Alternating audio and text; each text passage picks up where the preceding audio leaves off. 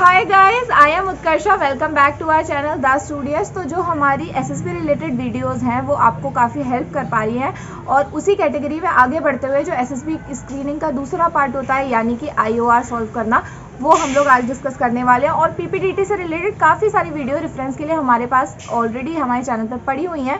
उसके अलावा भी और भी कई सारी वीडियो पीपीडीटी से रिलेटेड आने वाली है आगे वाले टाइम में। तो चल के तब तक हम लोग ये डिस्कस करते हैं आईओआर के क्वेश्चंस किस तरीके के आते हैं, उनको कैसे टैकल करना है। तो हमारी स्क्रीन पे चलते हैं एसएसबी इंटरव्यू के बारे में। तो एसएसबी का इंटरव्यू जो होता है वो 3 स्टेजेस में होता है, स्टेज 1, स्टेज 2, स्टेज 3। ठीक है, और उसका जो स्टेज 1 होता है इसमें स्क्रीनिंग डे होता है डे 1। ठीक है, तो स्क्रीनिंग डे में क्या होता है, 2 टेस्ट होते हैं। एक तो होता है पीपीडीटी यानी कि picture perception and discussion test, जो कि ऑलरेडी इससे रिलेटेड काफ़ी सारी वीडियो हमारे चैनल पे बनी हुई है, आप जाके ज़रूर विजिट करिएगा। और दूसरा होता है हमारा आईओआर यानी कि ऑफिसर इंटेलिजेंस रेटिंग टेस्ट। तो ये भी बहुत ज़्यादा इंपॉर्टेंट होता है। ये इसलिए इंपॉर्टेंट होता है क्योंकि ये हमारे जो आगे के साइकोलॉजिकल टेस्ट होते हैं या इंटरव्यू जो होते हैं कैंडिडेट के, वो इस रेटिंग पे डिसाइड हो जाते हैं। तो रेटिंग किस हिसाब से मिलती है, तो इसमें रेटिंग जो होती है 1, 2, 3, 4, 5 में से कोई भी एक रेटिंग आपको मिल सकती है पहले ही दिन आपका जो आईओआर है उसको सॉल्व करने पे।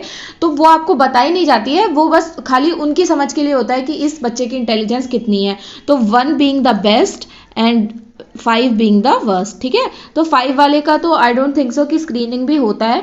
बस 1, 2, 3 अगर आपका है तो काफ़ी ज़्यादा अच्छे चांसेस हैं कि आपका उसमें स्क्रीनिंग आप हो जाएंगे और आपका काफ़ी अच्छा आगे इंटरव्यू भी चलेगा। ठीक है, तो चलिए फिर स्टार्ट करते हैं हमारे आईओआर में किस तरीके के क्वेश्चंस आते हैं इसको देखने के लिए। चलिए फिर समझते हैं जो हमारा आईओआर पेपर होता है उसमें कितने क्वेश्चंस होते हैं। तो उसमें 50 क्वेश्चन होते हैं और हमें मिलते कितने हैं, 30 मिनट मिलते हैं। और ये कई जगह वेरी कर सकते हैं, हो सकता है आपको 45 क्वेश्चंस दे दें और बोल दें कि 27 मिनट में कर दीजिए, तो ये भी हो सकता है। तो आपका ऑन एन एवरेज जो है वो 50 क्वेश्चन और 30 मिनट में करने होते हैं। तो आईओआर जो होता है वो 2 स्टेज में 2 पेपर्स होते हैं, आपको एक करना होता है और उसके तुरंत बाद आपको दूसरा पेपर इसमें मिल जाता है। ठीक है, दोनों ही पेपर में आपकी वर्बल और नॉन वर्बल रीजनिंग आती है। सबसे पहले देखते हैं नॉन वर्बल रीजनिंग में क्या क्या तरीके के सिलेबस आता है। तो इसमें आता है सीरीज के, completion of incomplete pattern, analogy, spotting the embedded figure और मिरर ऑफ वाटर इमेज से क्वेश्चंस आ सकते हैं। फिर हम देखते हैं कि हमारा वर्बल में किस तरीके के क्वेश्चन आते हैं। तो वर्बल में हमारे आते हैं spelling test, analogy, antonym, synonyms, ये इंग्लिश का हो गया, क्लासिफिकेशन, पजल। ठीक है, इसके अलावा और भी हैं जैसे कि हमारा रैंकिंग हो गया, सेंटेंस कंप्लीशन, ये भी इंग्लिश का हो गया। इसके अलावा sitting arrangement, series, verbal deduction, direction, blood relation और वेन डायग्राम। तो मैं ये सारे ही आपको आज एक छोटा सा टेस्ट लेके आई हूँ। वैसे तो मोस्टली 50 क्वेश्चंस होते हैं, बट अगर मैं 50 से 50 क्वेश्चंस कराती तो फिर आपको काफ़ी आधा घंटा लग जाता। तो मैंने इसीलिए कुछ क्वेश्चंस पिक करे हैं जो मुझे लगा थोड़े से टफ हो सकते हैं। हर चैप्टर में से जो भी मुझे लगे कि क्वेश्चंस आपको टफ लग सकते हैं वो क्वेश्चंस आज मैं लेके आई हूँ। तो मैं अराउंड 20 क्वेश्चंस लेके आई हूँ, आपको मेरे साथ सॉल्व करना है और आपको बताना है आपका इसमें से कितने सही थे खुद से। ठीक है, और उसके अलावा अगर आपको कोई भी चैप्टर में कन्फ्यूजन रहता है या अगर आप चाहते हैं इनमें से कोई भी चैप्टर में अलग से आपको सिर्फ वही चैप्टर के क्वेश्चंस प्रैक्टिस करवा दूं तो मैं वो भी कर सकती हूँ। और जो मैं आज क्वेश्चंस लेके आई हूँ वो पूरे 50 क्वेश्चन का एक पेपर है, वो अगर आप चाहेंगे तो मैं टेलीग्राम पे डाल दूंगी, आप खुद से सॉल्व कर सकते हैं। उसमें भी अगर आपको किसी भी तरीके का कन्फ्यूजन रहता है, कोई क्वेश्चन नहीं समझ में आता है, तो आप मुझसे टेलीग्राम पे ही पूछिएगा, मैं आपको उसका भी जवाब दे दूंगी। तो चलिए फिर हम लोग क्वेश्चन से स्टार्ट करते हैं। तो आप बताइएगा आपका 18 में से कितना स्कोर रहा। तो चलिए स्टार्ट करते हैं हमारा पहले क्वेश्चन से। तो ये आपका पहला क्वेश्चन है। इसमें आपको क्या करना है, इसमें आपको ये सीरीज का क्वेश्चन है, यहाँ पे कुछ सीरीज फॉलो हो रही है। इस आंसर में से बताना है आपको अगला अगर इसमें होता तो क्या सीरीज फॉलो होती। अगर आपको ये क्वेश्चन सॉल्व करना है तो आप मेरी वीडियो को यहाँ पे पॉज करके और खुद सॉल्व करके देख सकते हैं। मैं आपको यहाँ पे सॉल्व करना, मैं अपना दिमाग बताती हूँ मैंने क्या सोचा है। तो मैंने इसके अंदर क्या सोचा है कि देखिए 2 यहाँ पे एक सर्कल दे रखा है, सर्कल के अंदर यहाँ पे 6 पार्ट कर रखे हैं। 6 पार्ट में से 2 पार्ट में कुछ दे रखा है, कुछ बना रखा है एरो और सर्कल, और एरो और सॉलिड सर्कल जो है वो कहीं पे भी चेंज नहीं है और वो सारी फिगर में है। तो इसी का कुछ खेल होगा। तो हम लोगों ने देखा यहाँ पे 1 ब्लॉक का डिफरेंस है, फिर अगले वाले में देखा हमने यहाँ पे 2 ब्लॉक का डिफरेंस है, अगले वाले में देखा यहाँ पे 3 ब्लॉक का डिफरेंस है, अगले वाले में फिर क्या देखा 4 ब्लॉक का डिफरेंस है, फिर अगले वाले में 5 ब्लॉक का डिफरेंस है, फिर इसके आगे हमें क्या सोचा था 6 ब्लॉक का डिफरेंस होना चाहिए था। अगर हम 6 ब्लॉक का डिफरेंस कर देंगे तो क्या होगा, या तो हम इन दोनों को गायब ही कर दें। तो ये दोनों फिगर गायब हो रही है क्या, किसी भी आंसर फिगर में नहीं हो रही है, तो ये तो नहीं हो सकता। इसके अलावा और सोचिए क्या हो सकता है, अगर हम डिफरेंस नहीं कर सकते तो हम क्या करेंगे, इन दोनों को फिर से पास पास वाले ब्लॉक में आ जाएंगे, है ना। अगले वाले में यही तो होना चाहिए था, अब दोनों साथ में आ गए, अब ये दोनों पास पास वाले में आ जाएंगे। तो हमें पास पास वाले में देखना है, ये वाले में हो सकता है, ये सही हो सकता है, ये तो नहीं हो सकता, एक ही ब्लॉक में है, ये भी नहीं हो सकता, इसमें ज़्यादा ब्लॉक का डिफरेंस है, ये भी सही हो सकता है, ये भी सही हो सकता है। अब इसमें कन्फ्यूजन रहता है। तो हमें एक और चीज़ नोटिस करनी है कि जो हमारा सॉलिड सर्कल है पहले इस ब्लॉक में था, फिर इसके अगले ब्लॉक में आया, फिर इसके अगले ब्लॉक में आया, फिर इसके अगले ब्लॉक में आया, फिर इसके अगले ब्लॉक में आया, तो अगला क्या आएगा, इस ब्लॉक में आएगा, है ना। तो इस ब्लॉक में जहाँ पे सर्कल है, इस ब्लॉक में सर्कल इसमें है नहीं है, इसमें है नहीं है, सिर्फ इसमें है। तो यही हमारी एक आंसर फिगर हो जाती है। आपने भी यही लगाया था ना, आंसर नंबर ए है इसका। तो अब आपका ये क्वेश्चन नंबर 2 है, आप इसको सॉल्व करिए वीडियो को पॉज करके। मैं यहाँ पे सॉल्व करके आपको बताती हूँ मैंने किस तरीके से सॉल्व किया इसको। तो मैंने देखा यहाँ पे एक लाइन है, एक छोटी सी लाइन इसमें और है, अगले वाले में क्या है, इसी लाइन में एक और अगर छोटी सी लाइन बना देते हैं तो ये अगली वाली फिगर बन जाती है। इसके अगले वाले में क्या, एक लाइन है और एक छोटी सी लाइन है। इसके अगले वाले में देखिए क्या है, फिर से एक छोटी लाइन यहाँ पे ड्रॉ हो जाती है। लेकिन जैसे ही ये कंप्लीट होती है, ये वाली लाइन की मिरर इमेज हो जाती है, यानी कि ये कैसे हो जाती है, ये ऐसी हो जाती है, राइट। अब अगली वाले में देखिए, अगली वाले में फिर से एक और लाइन है और एक छोटी सी लाइन है इसमें। तो इसके अगले क्या होगा, ऑफ कोर्स बात है ये होगा, है ना, ये तो कंप्लीट कर देगा। लेकिन जैसे ही ये कंप्लीट होगा तो ये भी तो मिरर इमेज हो जाएगी ना। तो फिर अब देखिए मैंने यहाँ पे ये तो देख लिया कि ये मिरर इमेज हो जाएगी, लेकिन इसके साथ ये वाली भी तो मिरर इमेज हो जाएगी ना, क्योंकि जैसे ये कंप्लीट होती है बाकी की जो भी बची हुई है वो सब मिरर इमेज हो जाती है। तो इसका दोबारा से मिरर इमेज क्या हो जाएगा, ये बन जाएगा। ये कैसी बन जाएगी, ये इधर को बन जाएगी, और फिर ये वाली तो जैसी थी वैसी रहेगी। तो ये किस में दे रखा है, ये सिर्फ बी में दे रखा है। तो यही हमारा राइट आंसर हो जाएगा, ठीक है। चलिए ये आपका है क्वेश्चन नंबर 3। ये भी एक सीरीज का क्वेश्चन है, इसको सॉल्व करके देखिए क्या आपको ये समझ में आता है। तो इसमें देखिए किस तरीके की सीरीज फॉलो कर रही है। मैंने क्या सोचा है कि एक ट्राइंगल है, ट्राइंगल के 3 पोर्शंस कर रखे हैं, है ना। और पहले वाला ऊपर वाला पोर्शन देखिए, इसमें पहले वाले में ट्राइंगल है, फिर अगले वाले में स्क्वायर है, उसके अगले वाले में पेंटागन है, यानी कि 3 साइड वाला फिगर है, फिर 4 साइड वाला फिगर है, फिर 5 साइड वाला फिगर है, और उसके बाद अगले वाले में फिर से 3 साइड वाला फिगर है, फिर से 4 साइड वाला फिगर है, फिर कौन सा आएगा, 5 साइड वाला फिगर। तो 5 साइड वाला फिगर किस में दे रखा है, इसमें दे रखा है नहीं, इसमें दे रखा है नहीं, इसमें दे रखा है नहीं, इसमें दे रखा है नहीं, सिर्फ इसमें दे रखा है। तो सी हमारा राइट आंसर हो जाएगा। ये आ जाता है आपका नेक्स्ट चैप्टर पे, यानी कि डाइस पे क्वेश्चन। डाइस के क्वेश्चन बहुत ही ईजी होते हैं अगर आपको डाइस का कॉन्सेप्ट आता है। और मैं यहाँ पे क्वेश्चन सॉल्व जो कर रही हूँ वो ये समझ के कर रही हूँ कि आपको डाइस का कॉन्सेप्ट ऑलरेडी आता है। ये आपका क्वेश्चन नंबर 3 है, इसको हम लोग सॉल्व करते हैं और मैं बताती हूँ मैंने किस तरीके से सॉल्व किया। तो मैं इसको कॉमन फेस टेक्निक से करती हूँ, आप लोग बताइएगा अगर आप कोई और टेक्निक लगाते हैं। तो मैंने यहाँ पे देखा कि 2 नंबर है और यहाँ पे भी 2 है, ये दोनों फेसेस जो है कॉमन है, तो मैं 2 को ले लेती हूँ। 2 के अपोजिट जो भी होगा वो बाद में फाइंड होगा। आगे चलते हैं, इससे क्लॉकवाइज चलेंगे तो क्या आएगा, 4 है ना, 4। और इससे अगर हम क्लॉकवाइज चलते हैं तो क्या आता है, कौन सा फेज आता है, 1 वाला। इससे अगर हम आगे क्लॉकवाइज चलते हैं तो क्या आता है, 5 फेज। और इधर वाले डाइस में क्या आता है, अगर हम इससे क्लॉकवाइज चलते हैं, 3 फेज। तो अब क्या बचता है, यहाँ पे 1 2 3 4 5 हो गया, यानी कि 6 बचता है। अब हमें पूछा क्या है, हमें पूछा what is the number of the dot at the bottom face when the dice is in position 1। पहली वाली पोजीशन में यहाँ पे है आपका क्वेश्चन नंबर 4। ये भी एक डाइस का क्वेश्चन है, चलिए इसको सॉल्व करते हैं। यहाँ पे देखिए क्या बताना है, which number is on the face opposite to 4। 4 के अपोजिट क्या है ये बताना है हमको। ये चारों ही जो डाइस हैं ये एक ही डाइस के अलग अलग पोजिशंस यहाँ पे शो कर रखे हैं। तो चलिए सबसे पहले हम लोग अपोजिट फाइंड कर लेते हैं। तो यहाँ पे देखिए पहले और दूसरे में अगर हम देखें तो कौन सा फेस कॉमन है, 5 और 5 है ना, 5 कॉमन है। 5 के अगर हम क्लॉकवाइज डायरेक्शन में चलते हैं तो क्या आता है, 6। और इससे अगर हम क्लॉकवाइज डायरेक्शन में चलते हैं तो क्या आता है, 2। तो 6 और 2 अपोजिट हो जाते हैं। फिर हम चलते हैं आगे क्लॉकवाइज तो क्या आता है, 4। और अगर हम दूसरे वाले डाइस में क्लॉकवाइज चलते हैं तो हमारा क्या आता है, 1। तो हमारा 4 का पूछा था तो 4 का क्या अपोजिट हो जाएगा, 1। अगर हमें 5 का अपोजिट पूछ लेते तो क्या नंबर यहाँ पे बचता है, 3। तो जो हमें बॉटम में दिख नहीं रहा है वो क्या होगा, 3। तो इसलिए अगर 5 का अपोजिट पूछा जाता तो ये 3 हो जाता। यहाँ पे हमें क्या बताना है, हमको ये बताना है कि जो पहली वाली हमारी यहाँ पे इमेज है ये सेकंड वाली से किसी तरीके से रिलेटेड है। वही हमें रिलेशन यहाँ पे भी लगाना है और ये थर्ड वाली है फोर्थ वाली से उसी तरीके से रिलेटेड होगी और आपको इससे आंसर फिगर मिल जाएगी आपकी। देखिए पहले वाले में क्या है कि ट्राइंगल है, दूसरे वाले में वो ट्राइंगल तो है, उसके अलावा उसको उलट के भी लगा रखा है दूसरे उसी पे, है ना। तो हमें क्या करना है, ये जो डायमंड शेप है इस शेप में क्या करना है, हमें इसको भी उल्टा करके लगाना होगा। उल्टा करके कहाँ लगाना है, नीचे लगाना है ना। तो इसमें क्या उल्टा करके लगा रखा है, नहीं। इसमें लगा रखा है, नहीं। ये हो सकता है, ये हो सकता है, ये हो सकता है। क्या ये हो सकता है, ये नहीं हो सकता है क्योंकि इसमें 2 बार उलट के लगा रखा है, या तो सी होगा या तो डी होगा। अब कौन सा होगा, देखिए इसमें लेफ्ट राइट नहीं लगा रखा है, ऊपर नीचे लगा रखा है ना। पहले वाली फिगर से दूसरे वाली फिगर में देखिए ऊपर नीचे लगा रखा है, ना कि लेफ्ट राइट लगा रखा है। और अगर लेफ्ट राइट लगा होता तो ट्रायंगल ऐसे बने होते, तो डायमंड में भी ऐसे लेफ्ट राइट नहीं लगा रखा होगा, तो यहाँ से ये गलत हो जाता है। हमारा जो राइट आंसर है वो हमारा सी है। ये है आपका क्वेश्चन नंबर 7, इसको सॉल्व करिए। इसमें क्या करना है, आपको वही रिलेशन फाइंड करना है। तो इसमें देखिए मैं किस तरीके से देख रही हूँ, पहले वाले में 3 लाइन की फिगर एक बना रखी है, अगले वाले में 4 लाइन की, यानी कि जो फिगर है बाहर वाली जो फिगर है इसको लाइंस को बढ़ाया जा रहा है। तो यहाँ पे अगर ये 5 लाइन की फिगर है, पेंटागन है, तो अगला क्या होगा, जो 6 लाइन की फिगर होगी, यानी कि जो हेक्सागन होगा। इसमें हेक्सागन ये है, ये है, ये है क्या, ये नहीं है, ये है, नहीं है, ये है, नहीं है, ये है, नहीं है। तो हमारा यही राइट आंसर है। वैसे ही पता चल गया हमें, लेकिन हम फिर से कंफर्म कर लेते हैं एक और चीज़। इसके अंदर देखिए 4 लाइनें बना रखी हैं, अगले वाले में ये वाली लाइन जो है ये कम हो रही है और 3 हो जा रही हैं। तो यहाँ पे कितनी लाइन्स थी, यहाँ पे 2 लाइन थी। जो अगली फिगर होनी चाहिए उसमें कितनी लाइन होनी चाहिए, 1, तो 1 इसमें है, और बाहर वाली लाइन कितनी है, हेक्सागन, यानी कि 6 लाइन वाला है। तो यही हमारा राइट आंसर हो जाता है। आगे चलते हैं, आ गया यहाँ पे क्वेश्चन नंबर 8। क्वेश्चन नंबर 8 को सॉल्व करिए। यहाँ पे भी वही बताना है कि यहाँ पे एक रिलेशन लगता है और यहाँ पे भी वही सेम रिलेशन लगा के यहाँ पे आंसर फिगर को फाइंड करना है। तो यहाँ पे देखिए पहले वाले में क्या दे रखा है, एक सर्कल दे रखा है, उसके अंदर ट्रायंगल है। अगले वाले में क्या हुआ, सर्कल तो अंदर आ गया और ट्रायंगल बाहर चला गया।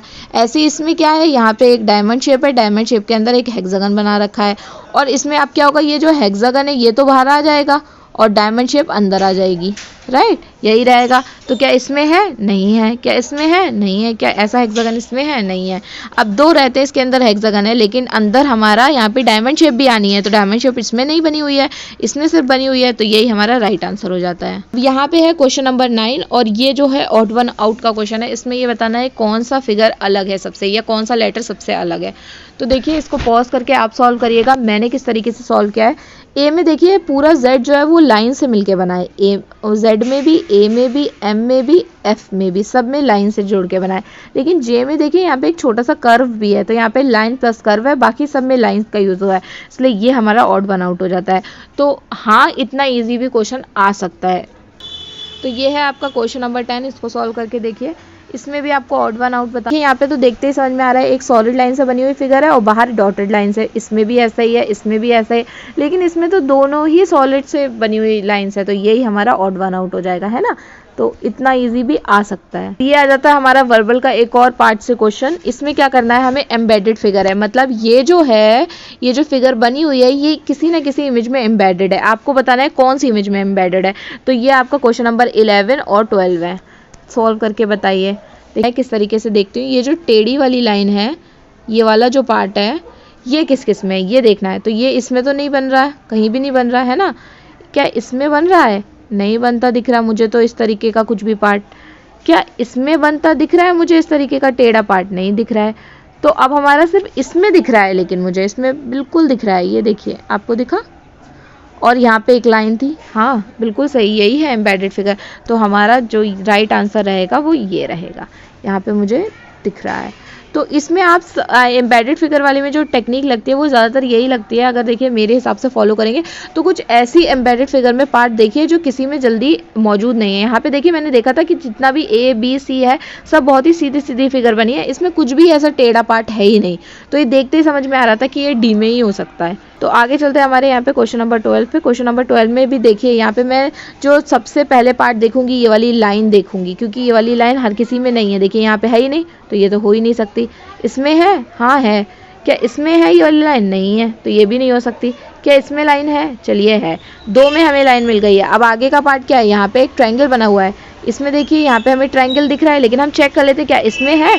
यहाँ पे तो कोई भी ऐसा ट्रायंगल नहीं, यहाँ पे कोई लाइन ही नहीं है ऐसी कि यहाँ पे ट्रायंगल बन पाए, तो ये भी नहीं है। तो हमारा राइट आंसर जो रहेगा वो क्या रहेगा, बी। देखिए इसमें ये दिख रही है आपको फिगर एम्बेडेड। देखिए यहाँ पे आपको क्या बताना है, मिरर इमेज, वाटर इमेज नहीं, मिरर इमेज। मिरर इमेज में क्या होता है, लेफ्ट का राइट होता है, अप का डाउन नहीं होता है, लेफ्ट का पोजीशन राइट हो जाता है, बस इतना अंतर होता है मिरर इमेज में।